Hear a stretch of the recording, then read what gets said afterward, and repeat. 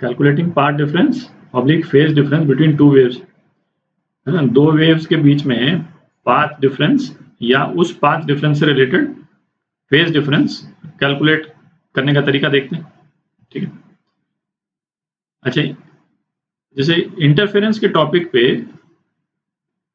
ये वाला वीडियो जो है वो सबसे इम्पोर्टेंट वीडियो है, तो इसको थोड़ा सा ध्यान से देख लें, क्योंकि इसके बाद इंटरफेरेंस के हम जितने भी वीडियो करेंगे वो सारे वीडियोस जो इस वीडियो में जो प्रिंसिपल्स अपन डिस्कस करेंगे, है ना, उसी को अडॉप्ट करेंगे, है ना। तो ये बेस है, तो इस वाले वीडियो को, है ना, अच्छे से देख लें और अच्छे से समझ लें। तो जैसे यहाँ पे अपन ने दो वेव्स ले ली, ठीक है, और जो रिजल्टेंट वेव जो है वो ये रिजल्टेंट वेव की इक्वेशन हो जाती है, ये तो अपन देख चुके हैं।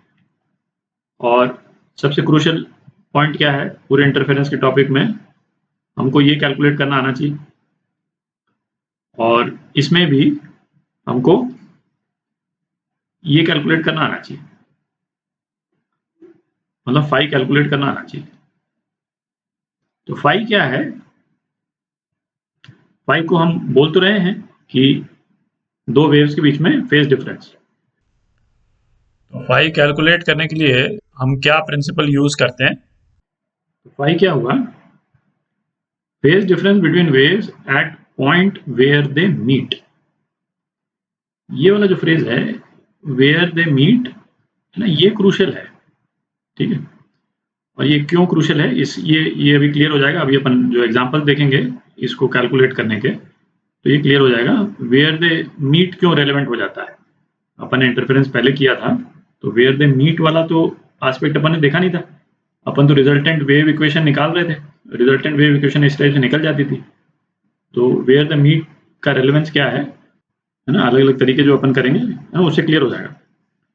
तो पिछले वीडियो में जो पाथ डिफरेंस या फेज डिफरेंस कैलकुलेट करने के दो तरीके तो अपन ने देखे, है ना, दो तरीके अपन और देखेंगे इस वीडियो में।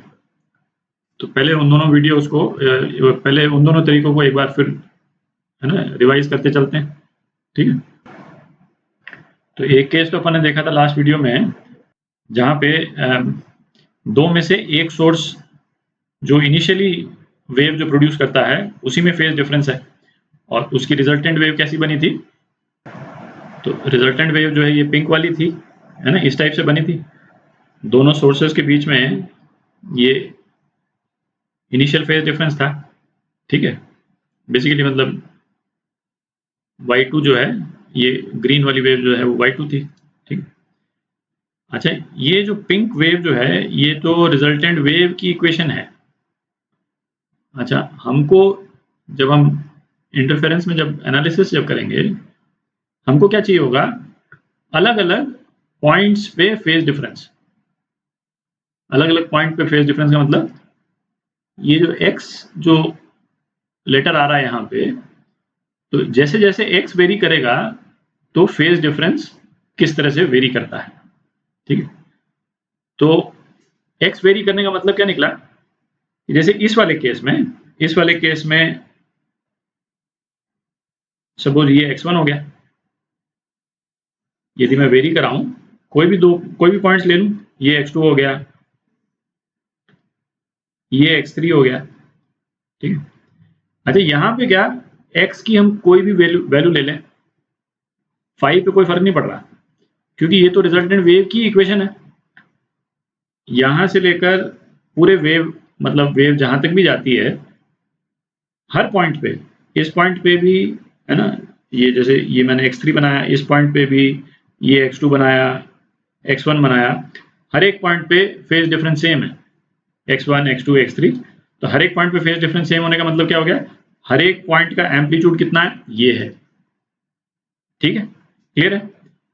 हर एक पॉइंट का एम्पलीट्यूड, हर एक पॉइंट मैक्सिमम यहां तक जाएगा। ये तो इस स्नैपशॉट में जैसे इस वाले पॉइंट में एम्पलीट्यूड 0 दिख रहा है, अदरवाइज इवेंचुअली ये इस वाले पार्टिकल का एम्पलीट्यूड जो है वो यहां तक जाएगा, ठीक है। अच्छा, अब दूसरा केस देखते हैं। अच्छा, ये दूसरा केस था difference in geometric path length. तो इस वाले केस में वेव्स किस तरह से बनी थी? तो इसमें सबसे पहला वाला केस तो हमने ये देखा था कि दो सोर्सेज जो हैं वो एक सोर्स दूसरे सोर्स के जस्ट पीछे है, ठीक है।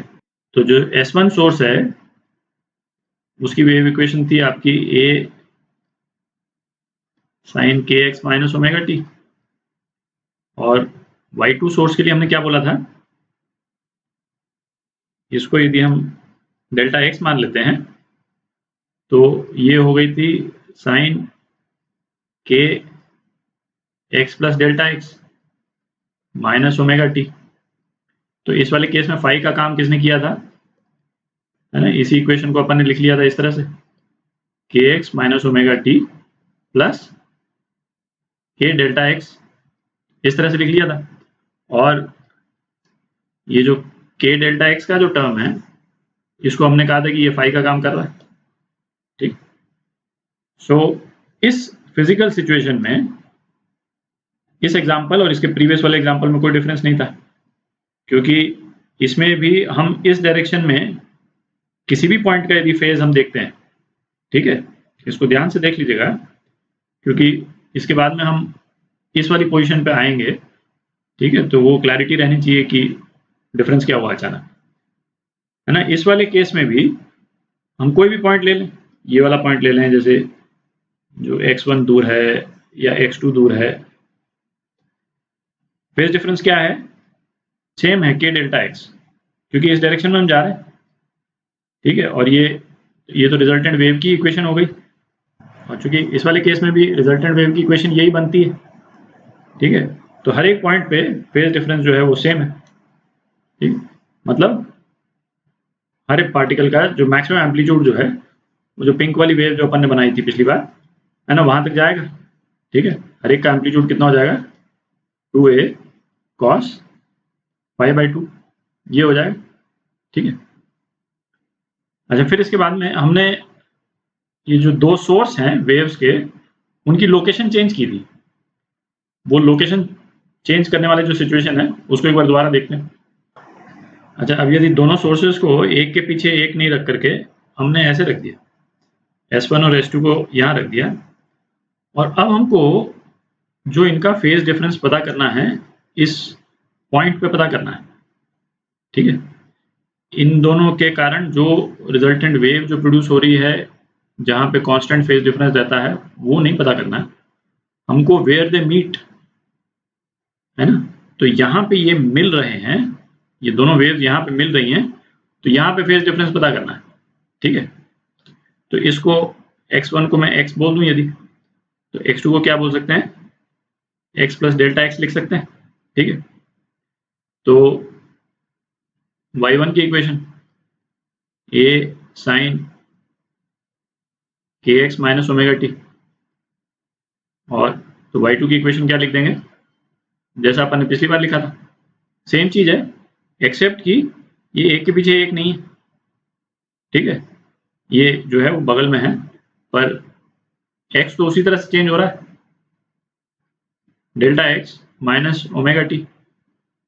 और सपोज दोनों सोर्स जो वेव रिलीज करते हैं, तो कोई इनिशियल फेज डिफरेंस नहीं है, मतलब ये फाई जो शुरू में जो था इस वाले केस में, ये वाला केस इसमें सपोज एप्लीकेबल नहीं है। यदि एप्लीकेबल होता ये केस तो कुछ नहीं होता, यहाँ पे एक फाई और ऐड हो जाता, ठीक है, उससे फर्क नहीं पड़ता, वो इनिशियल फेज डिफरेंस हो जाता है ना उससे। तो y2 को हम क्या लिख सकते हैं फिर, a साइन, बिल्कुल एग्जैक्टली जैसे पिछली बार अपन ने लिखा था, kx minus omega T plus k delta x, ठीक है। तो अब जो है वो दो इस पॉइंट पे, है ना, मैं बार बार इसीलिए बोल रहा हूँ, इस पॉइंट पे जो फेज डिफरेंस हो गया वो क्या हो गया, ये फाई हो गया, इस पॉइंट के लिए ये फाई हो गया, ठीक है। अच्छा, यदि y2 में इनिशियली सपोज ये सोर्स भी initially plus phi naught phase difference के साथ वेव रिलीज करता है, तो फेज डिफरेंस क्या हो जाता है, प्लस फाई नॉट और हो जाता है, ठीक है। तो जहां पे भी अपन फाई यूज कर रहे हैं वहां पे phi plus phi naught use करते हैं, ठीक। तो अब क्या हुआ कि फाई हमको मालूम चल गया, तो इस पॉइंट पे जो एम्पलीट्यूड, इस पॉइंट पे ये पॉइंट SHM करेगा, ठीक है, ये पॉइंट SHM करेगा, तो उस SHM का एम्पलीट्यूड जो है वो हम निकाल सकते हैं यदि हमने फाई पता कर लिया। तो अब क्या है, जो इंटरफेरेंस के हम पैटर्न्स निकालते हैं, इसमें लाइट के केस में अभी आगे अपन देखेंगे पैटर्न निकालते हैं। तो पैटर्न निकालने का मतलब क्या निकला कि हम एक लाइन में नहीं फेज हम पता कर रहे, जैसे सोर्स एक के पीछे एक होता तो हम एक लाइन में पता करते, तो वो जितने पॉइंट्स हम ले लेते एक लाइन में सभी में फेज डिफरेंस सेम होता। इसकी जगह सपोज मैं इसके नीचे वाला कोई पॉइंट ले लूं, ठीक है, तो इस वाले पॉइंट पे जो फेज डिफरेंस है हमको फ्रेश निकालना पड़ेगा, ये नहीं एक बार का निकाला। इस वाले में क्या हो जाएगा, ये दोनों पाथ हो गए, इसका पाथ ये हो गया, इसको मैं एक्स ए बोल दूं और इस पाथ को मैं एक्स बी बोल दूं, ठीक है। तो एग्जैक्टली सेम एनालिसिस इन दो पाथ के लिए करना पड़ेगा, है ना। ये पहला पॉइंट हो गया पॉइंट ए, ये पॉइंट बी, है ना। हो सकता है यहाँ पे मैक्सिमा आए, है ना, यदि यहाँ पे 0 निकल आता है, ठीक है, 0 या 2 पाई के मल्टीपल्स में निकल आता है, वो जो अपन ने मैक्सिमा मिनिमा एनालाइज किया था पहले, ठीक है, पार्ट डिफरेंस यदि 0 आता है या है ना 2 पाई के मल्टीपल्स में आता है, तो यहाँ मैक्सिमा हो गया, यहाँ हो सकता है मिनिमा आ जाए, या हो सकता है यहाँ पे भी मैक्सिमा आ जाए, ठीक है। तो हर एक पॉइंट पे जो है ये मैक्सिमा होगा या मिनिमा होगा SHM का, वो वेरी कर जाएगा, है ना, उसके लोकेशन के कारण, ठीक है। ये मतलब है इसका, ये जो हमने लिखा वेयर दे मीट, इसका ये मतलब है हम एक रिजल्टेंट वेव की इक्वेशन नहीं निकाल रहे हैं जो कि एक सिंगल लाइन में चलती जा रही है, हम अलग अलग पॉइंट्स पे पार्ट डिफरेंस बेसिकली कैलकुलेट कर रहे हैं, ठीक है। तो जैसे ये तो क्या हो गया, ये तो ज्योमेट्री हो गई, इसमें तो सीधा आपके मैथ्स की जो कोऑर्डिनेट ज्योमेट्री है वो वैसी की वैसी लग जाएगी, है ना। आप कुछ ये मतलब ये ट्रायंगल आपको यदि मालूम हो, वो ट्रायंगल मालूम हो, तो आप ये डिस्टेंसेस वगैरह तो आराम से निकाल सकते हैं। डिस्टेंसेस को माइनस करना है, मैथ्स लगानी है इसमें तो, ठीक है। ये वाला पोर्शन तो सिंपल ही है। अब इसमें, है ना, ऑप्टिक्स में एक एलिमेंट और इंट्रोड्यूस हो जाता है।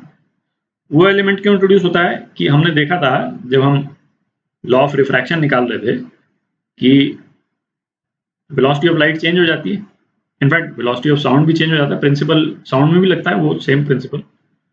तो उसके कारण भी पाथ लेंथ कैलकुलेट करने का तरीका जो है वो थोड़ा सा डिफरेंट हो जाता है। तो अगले वीडियो में अपन देखेंगे कि मीडियम चेंज होने से पाथ डिफरेंस का कैलकुलेशन किस तरह से चेंज होता है, ठीक है।